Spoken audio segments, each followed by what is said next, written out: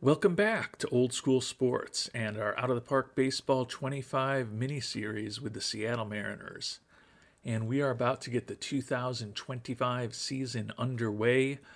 Our Mariners were 88 and 74 last year, won the American League West, although we were ousted in a wild card series 2-0 by our divisional rivals, the Houston Astros. Expectations for Seattle are even higher this year.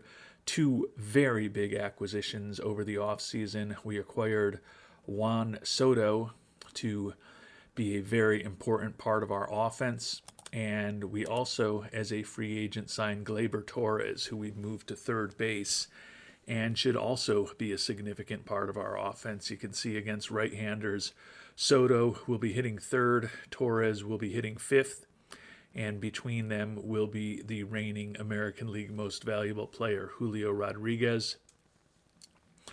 Two important pitchers, one critically important, just began rehab assignments, Jackson Kowar and George Kirby, who should be our ace. Both began rehab assignments within the last day or two. We'll see what they can do down in AAA, and it's conceivable we'll have Kirby back before the end of April, which will be nice given that he only pitched a single inning for us on opening day last season. Hopefully we'll get 25 or so starts out of Kirby this year, and think that if we have Kirby, Castillo, and Gilbert atop our rotation, we should have one of the top pitching staffs in the American League, in addition to the strong offense that we're expecting from the additions of Torres and Soto.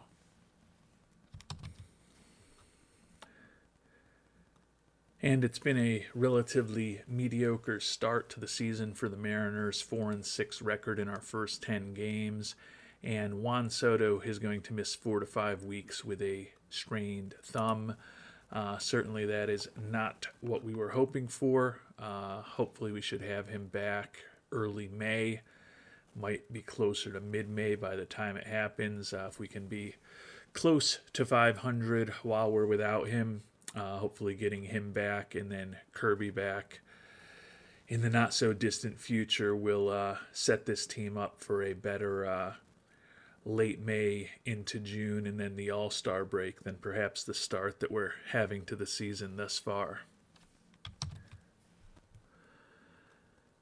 And George Kirby looks to kind of be the same guy we thought he was. Unfortunately, he's only got 5 days left on his rehab assignment, and he's only pitched 2 games because with the early start to the season, that meant he was just sitting on his rehab assignment in AAA for about a week and a half, close to 2 weeks, until the AAA team actually started playing games. Just one more reason to hopefully change that going forward. I'll have to make manual adjustments, I think, when I start my long-term playthrough to correct for that. But because it looks like he is the guy we thought he was, we're going to talk an extension with him. He says he's looking for about $91 million over 6 years. Our initial offer is going to be $81 million over 6 years, and we're even including a team option in the final season just in case things don't go well. I think we might be a little light. He also wanted to be promised a starting role, so we're not coming incredibly strong with our offer to him, but we'll see what he thinks about it. And he's actually willing to consider it, so this would be good. The 5, 10, and 15 for the next 3 years are relatively in line with what he was expected to get in arbitration, a little light. And then 16, 17, and 18 for the 3 free agent years. Granted, he's coming off of a serious injury, but if he bounces back the way that we hope he will and think he will, could be a pretty good bargain for us to get him on board. So we'll go ahead and submit that offer to him, and it will also be something that if we do get it signed, will make our owner pleased because he wants us to extend Kirby. Sitting here with a 7-9 record. We'll see how the rest of April goes. Hopefully we'll have Kirby back shortly. To replace Soto in the lineup, we brought up the youngster Jonathan Clase. He is 2 for his first 21 at-bats, a solid defensive outfielder with blazing speed. The question is how much he's going to be able to hit at the major league level, and thus far, it has not been much. And we do have George Kirby signed to that extension. He's also due to come back up. Pitched in just 3 games in AAA over the 30 days he was with the team. 0.69 ERA over 13 innings pitched. Still normal as far as his injury proneness. Still basically the same profile that he had before. So hopefully he will be ready to jump back into the starting rotation to help us. We had been experimenting with Matt Brash in the rotation, and hasn't gone great. He doesn't have incredible stamina. He's gone just 13 2/3 innings over 4 games. And he also really hasn't been that good, allowing 18 hits, 8 walks, and 3 home runs with a whip of 1.90. Hopefully he'll get back to being somewhat more effective working out of the bullpen, and have to decide how we're going to clear a roster spot for Kirby. Either of the Rule 5 acquisitions, Enright or Souza, or the minor league free agents that we signed, Herman and Wells, who ended up making the team, would seem to be the logical players who could be losing their roster spot to make room for Mr. Kirby. And if you were looking closely, you would see that the 4 guys I was talking about all have ERAs below 2 this year. Small sample size. It's early in the season. It's only April 18th, 20 games into the year. But Tyler Wells does still have options, so we're actually going to send Tyler Wells down to AAA Tacoma.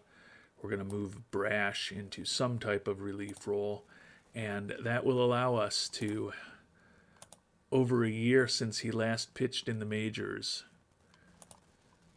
bring Mr. George Kirby back to the major leagues in Seattle.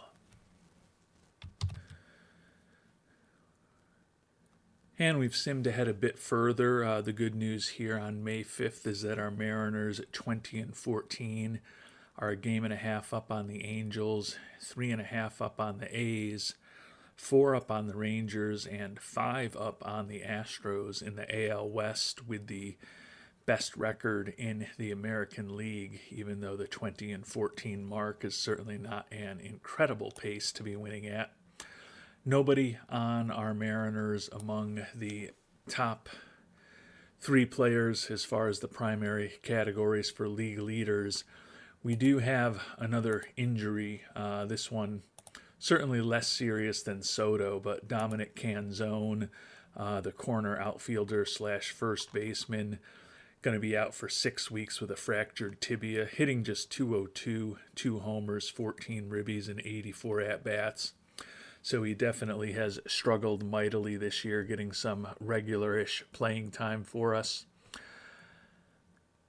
The thought was, with Soto joining J-Rod, that would lock down one of our corner outfield positions well, and we could kind of mix and match between platoon guys in that last outfield spot and possibly first base. And hasn't worked so far. Canzone's performance is kind of typical of a lot of the guys who have been in those roles. So even when Soto is back and healthy, which is hopefully just a few days away at this point, we may still find ourselves looking for another bat for the outfield. And we've made it to the end of May. It's been an up and down season thus far for the Mariners. Definitely not as good as I would have hoped. 30-28 record, half a game behind the Rangers and the Angels in the AL West. If the season were to end today, we would be tied with the Orioles for the final wild card spot. So certainly has been a disappointing season. Not horrible, but certainly disappointing. The pitching remains solid, though. Logan Gilbert tied for the league lead in wins. Luis Castillo tied for second in the league in strikeouts. And Castillo and Gilbert rank second and third in the American League in terms of pitcher WAR.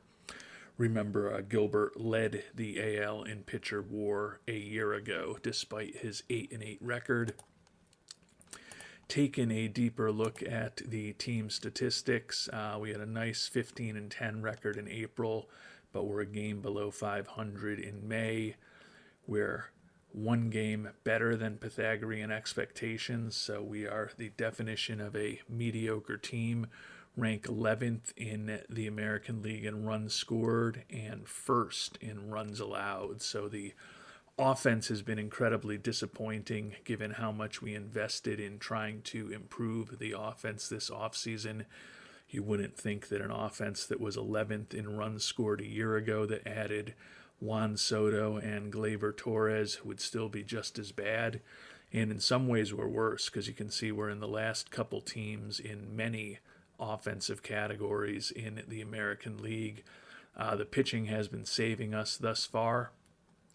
Taking a quick look at the pitching statistics, you can see Castillo and Gilbert, who we've talked about, doing really well. Kirby only 3-5 with an ERA in the mid-4s as he's coming back from that season-long injury. Munoz has been really good, but the two setup guys, Santos and Adam, have not been great.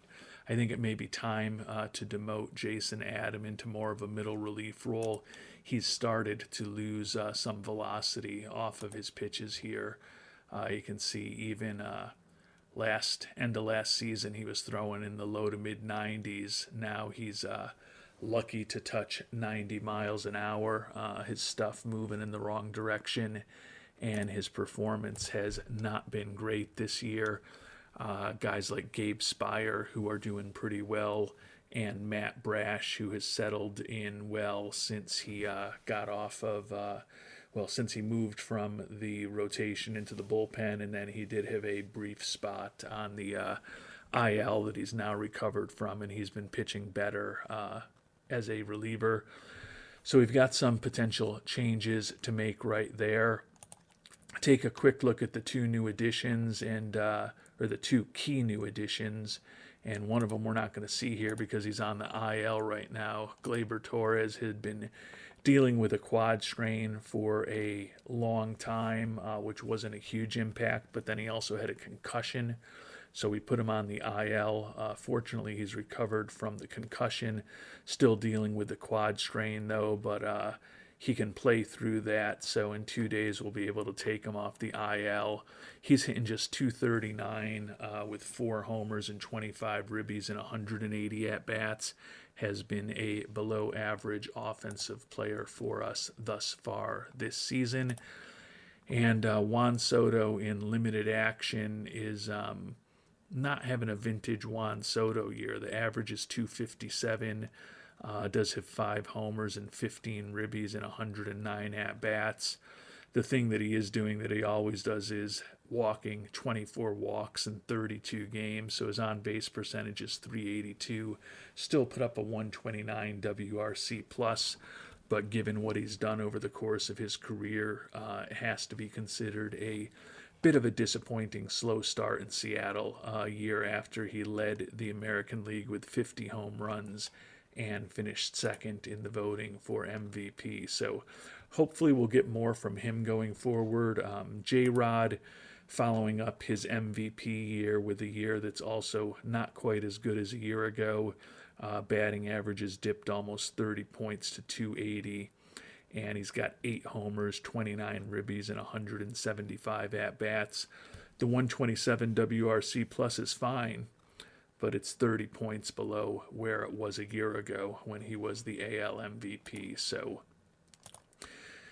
feel like we've got the pieces to have a better offense, but still going to be looking for some help on that front. I don't think there's going to be too much on the trade block here on June 1st that's going to be all that interesting, but we'll take a quick look, and I can see player-wise, kind of a few replacement level-ish type guys, a couple good defenders out there, but nothing that exciting. Pitching-wise, Clay Holmes remains on the block. He's with the Red Sox now, a rare Yankees-Red Sox trade right before the trade deadline a year ago. Holmes, I think, could certainly help our bullpen, but I don't know that that's the biggest issue we have right now. I think adding a proven corner outfield bat to really kind of solidify the offensive production out of the outfield. If we've got J-Rod in center, Soto in one of the corner outfield spots, and then another good solid corner outfield bat, really can't ask for much more than that. So as we sit here on June 1st, it's definitely been a disappointing year. Expected this team to be better than it was a year ago with the additions that we've made, and thus far it has not been. But there's still 4 months of the season ahead of us, and the hope is that we'll be better in the summer than we have been during the spring. Until our next episode, thanks so much for watching, and hope you have a great day.